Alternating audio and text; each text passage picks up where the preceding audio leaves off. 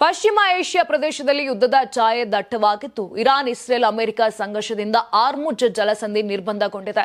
ಇದರಿಂದ ಜಾಗತಿಕ ತೈಲ ಮತ್ತು ಅನಿಲ ಸರಬರಾಜು ಸರಪಳಿ ತೀವ್ರ ಒತ್ತಡಕ್ಕೆ ಸಿಲುಕಿದೆ. ಇದರಿಂದ ಜಾಗತಿಕ ತೈಲ ಮಾರುಕಟ್ಟೆ ಮೇಲೆ ಭಾರಿ ಪರಿಣಾಮ ಬೀರಿದೆ. ಈ ಸಂದರ್ಭದಲ್ಲಿ ರಷ್ಯಾ ಭಾರತಕ್ಕೆ ದೊಡ್ಡ ಭರವಸೆ ನೀಡಿದ್ದು, ಇಂಧನ ಅಗತ್ಯಗಳನ್ನು ಸಂಪೂರ್ಣವಾಗಿ ಪೂರೈಸುವುದಾಗಿ ಹೇಳಿದೆ.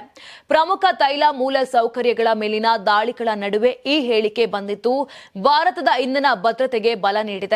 ಭಾರತದ ಆಪ್ತ ಗೆಳೆಯ ರಷ್ಯಾ ಇಂಧನ ಕೊರತೆ ಉಂಟಾಗದ ರೀತಿ ನೋಡಿಕೊಳ್ಳುತ್ತೇವೆ ಎಂದು ಮಾತು ಕೊಟ್ಟಿದ್ದಾರೆ. ರಷ್ಯಾದ ರಾಯಭಾರ ಕಚೇರಿಯ ಅಧಿಕಾರಿಯೊಬ್ಬರು ಇಂಧನ ಪೂರೈಕೆಯಲ್ಲಿ ನಿರಂತರ ಅಡಚಣೆ ಉಂಟಾದರೆ ಭಾರತದ ಇಂಧನ ಅಗತ್ಯಗಳನ್ನು ಪೂರೈಸಲು ನಾವು ಸಿದ್ಧರಿದ್ದೇವೆ ಎಂದು ಹೇಳಿದ್ದಾರೆ. ಇತ್ತೀಚಿನ ವರ್ಷಗಳಲ್ಲಿ ಭಾರತ ರಷ್ಯಾದಿಂದ ತೈಲ ಆಮದುಗಳನ್ನು ಹೆಚ್ಚಿಸಿದ್ದು, ಇದು ಈಗ ಮಹತ್ವದ ಪಾತ್ರ ವಹಿಸುತ್ತದೆ.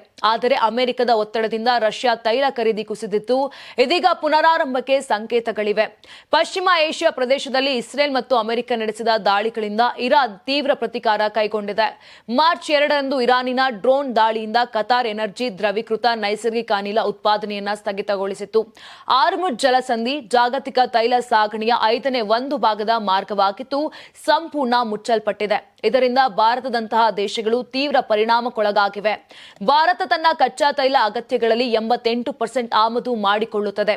ಅದರಲ್ಲಿ ಸುಮಾರು 55% ಪಶ್ಚಿಮ ಏಷ್ಯಾದಿಂದ ಬರುತ್ತದೆ.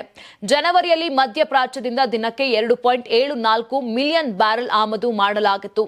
ಆರ್ಮುಜ್ ಜಲಸಂಧಿ ನಿರ್ಬಂಧದಿಂದ ಭಾರತದ ತೈಲ ಆಮದುಗಳಲ್ಲಿ ಸುಮಾರು 40% ಪರಿಣಾಮ ಬೀರುತ್ತದೆ. ಯಾಕಂದ್ರೆ ಭಾರತದ ರಿಫೈನರಿಗಳು ದಿನಕ್ಕೆ 5.6 ಮಿಲಿಯನ್ ಬ್ಯಾರೆಲ್ ಕಚ್ಚಾ ತೈಲವನ್ನು ಸಂಸ್ಕರಿಸುತ್ತವೆ.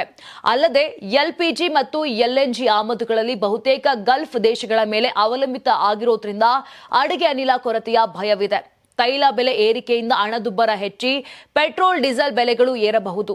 ಅನೇಕ ತಜ್ಞರು ದೀರ್ಘಕಾಲದ ನಿರ್ಬಂಧದಿಂದ ಭಾರತ ದುರ್ಬಲವಾಗುತ್ತದೆ ಎಂದು ಹೇಳುತ್ತಾರೆ. Karnataka TV leader awards 2025 best MLA nomination Kalyana Karnataka, Sharanagouda Kandakur, Gurumitkal ಕ್ಷೇತ್ರ, ಅಜಯ್ ಸಿಂಗ್, ಜೇವರ್ಗಿ ಕ್ಷೇತ್ರ, ಶೈಲೇಂದ್ರ ಬೆಲ್ದಾಳೆ, ಬೀದರ್ ದಕ್ಷಿಣ ಕ್ಷೇತ್ರ, ಶರಣು ಸಲಗರ್, ಬಸವ ಕಲ್ಯಾಣ ಕ್ಷೇತ್ರ, ಬಸವರಾಜ್ ಮತ್ತಮೋಡ್, ಕಲಬುರಗಿ ಗ್ರಾಮೀಣ ಕ್ಷೇತ್ರ, ಅಲ್ಲಮಪ್ರಭು ಪಾಟೀಲ್, ಕಲಬುರಗಿ ದಕ್ಷಿಣ ಕ್ಷೇತ್ರ, ಮಾನಪ್ಪ ಡಿ ವಜ್ಜಲ್, ಲಿಂಗಸುಗೂರು ಕ್ಷೇತ್ರ, ಅವಿನಾಶ್ ಜಾಧವ್, ಚಿಂಚೋಳಿ ಕ್ಷೇತ್ರ, ಹಂಪನಗೌಡ ಬದರ್ಲಿ, ಸಂದನೂರು ಕ್ಷೇತ್ರ, ರಾಘವೇಂದ್ರ ಹಿಟ್ನಾಳ್, ಕೊಪ್ಪಳ ಕ್ಷೇತ್ರ, ಗಣೇಶ್ ಕಂಪ್ಲಿ ಕ್ಷೇತ್ರ, ಕೃಷ್ಣ ನಾಯಕ್, ಹಡಗಲಿ ಕ್ಷೇತ್ರ. ಕರ್ನಾಟಕ ಟಿವಿ ವಾಟ್ಸ್ಆಪ್ ಚಾನೆಲ್ ಮೂಲಕ ವೋಟ್ ಮಾಡಿ ಹಾಗೂ ಇವರಲ್ಲಿ ಬೆಸ್ಟ್ ಎಂಎಲ್ಎ ಯಾರಂತ ಕಮೆಂಟ್ ಮಾಡಿ. ನೀವು ಸಣ್ಣ ಆಗ್ಬೇಕಲ್ವಾ? ಅದು ಒಂದು ಉತ್ತಮ ಆಹಾರದಿಂದ ಸಣ್ಣ ಆಗ್ಬೇಕಲ್ವಾ? ಪ್ರತಿದಿನ ನಮ್ಮ ಜೀನಿ ಸ್ಲಿಮ್ ನ ಯೂಸ್ ಮಾಡಿ ಯಾವುದೇ ಸೈಡ್ ಎಫೆಕ್ಟ್ ಇಲ್ದಂಗೆ ನೀವು ಸಣ್ಣ ಆಗ್ತೀರಾ.